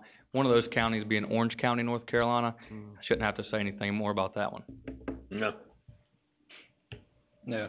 But you said eastern counties that's on the coast. Eastern counties, there's 3 on the coast that have came out against it. There's one other one in the state, which is Orange County. So 3 coastal counties have came out against, 1 has came out before. Could you tell us what those 3 counties are down east? Yeah, let me, if you kind of give us 1 second, I'll Sure. pull this up real quick. I have it right here. Who'd you say was Fort on the east coast? Carteret County? Carteret. Carteret. Yes, sir. Mm-hmm. 1 second. I'd like to know their reasons for it and what their reasons are against it. Cause like I say, Well, one to of me, their you're reasons asking for me for to. it would be, they have a port in Morehead City they could potentially bring jobs into that area and potentially bring a lot of traffic from any type of oil or natural gas that could be produced there. It's where the tankers would come in. Mm-hmm. Right. Sorry. Maybe we need to put a port over here in High Rock Lake. So the counties that came out against are Hyde County, Dare County, and Currituck County. Can y'all talk to those guys when y'all definitely see them at the? Yeah, I've talked to some of them. I don't know that I've talked to any from those. Probably, I talked to a couple of them down there that were for it. I don't know whether but they were, not current members. They were past members of the association. So I don't, You had said that there was a couple counties that was actually gonna be for it, and you don't need to mention names, but then when you went to speak and present everything, the room filled up with people against it, so they voted it down, is that correct? Yeah, I mean, I've been in 4 or 5 different, meetings on the coast where, I've come and spoke to the commissioner just like I am to you today, and they decided to do exactly what you're talking about doing and delaying, and then there ended up being about 200 folks in the room besides me. And then they were pressured into not doing anything to that effect. In saying that, I'm not saying you shouldn't hear all sides of the story. We welcome everyone to hear all sides of the equation. However, that's one of the reasons that there's one county instead of having 5 or 6 counties on the coast that are in support. we know how that pressure is. I'm sure. Yes, sir. All right, I guess, what's the board's recommendation here? Just pick a date. It's September the 11th. We already got some stuff on that. Yeah. Or we could do it the second meeting in September. Or we could do it at the information meeting. They would do it We've in the already got information. a couple of fairly lengthy items on the informational meeting for the 6th. And he's got time, it don't have to happen on the 11th, he can. No, we could do it on the information meeting in October. We could do it at the October informational meeting. And I'm not sure how that all works, but what I would ask is that if it would be possible to have an actual presentation, I don't know if this is the actual, we would have time in this As long as it's not setting, an but- hour long, we generally have a presentation 15, 20 minutes. Right, okay. That would be October 4th, and it's an 8 a.m. meeting. Perfect. Yeah. Like I said, like I've told people before, I mean, I like to hear the good and the bad, you know, I just don't like to hear just one sided of the story. When I hear that all the time, it makes me wonder why you're not telling me the other half, you know, so. Yeah, I know there's pros and there's cons to it, and I'd like to hear it both, you know, I mean, I understand the energy efficiency, and I understand that part. Yeah, and we, like I said, we definitely welcome, both sides, so, definitely. Tim, I will, send over the clerk your contact information, and I'll send you hers, but that way, any information you have, you can send the clerk. She will then send it out to all the commissioners, Everything down there. and then you can come in with a presentation, Just has. and you can get with her on whatever you need or to do or whatever. That way you can slide in the PDF and. Do you have a card on you, Debbie? I don't have one with me. If you got a card, you could just give it to him, and I will shoot he you can an take email. care of that right Thank you. away. All right, thank you very much, and, we Thank you, appreciate it. gentlemen. Okay. Motion to go into closed session. All right, we have a closed session. You want to, explain anything before we head in? Permission, I'll make a report when we come back. Okay. We have a motion and a second for closed, session. You want this on the clicker? You can do this verbally. All Aye. in favor? All opposed? I signed your form. Oh, man, yeah, man.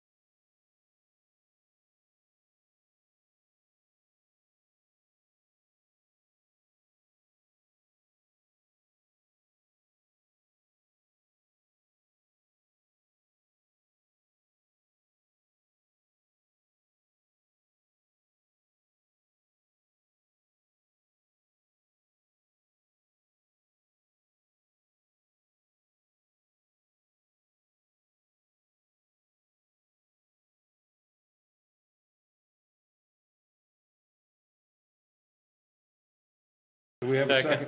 Second. Third. All in favor? Mr. Chairman, in, closed session, the board considered two matters under attorney-client. One was for informational purposes. The second was regard to a report of a settlement in that matter before the North Carolina Industrial Commission, IC file number 17-014198, Teresa Snyder plaintiff versus Davidson County, self-insured, and the board received notification about the settlement that was reached with Ms. Snyder. A copy of the report of settlement will be tendered to the clerk for inclusion within the minutes of this meeting. The board further approved the form of a employment agreement with the county attorney. Thank you. Thank you. No other business. Do I have a motion to adjourn? So moved. Second? All in favor? Would you escort me out to my car?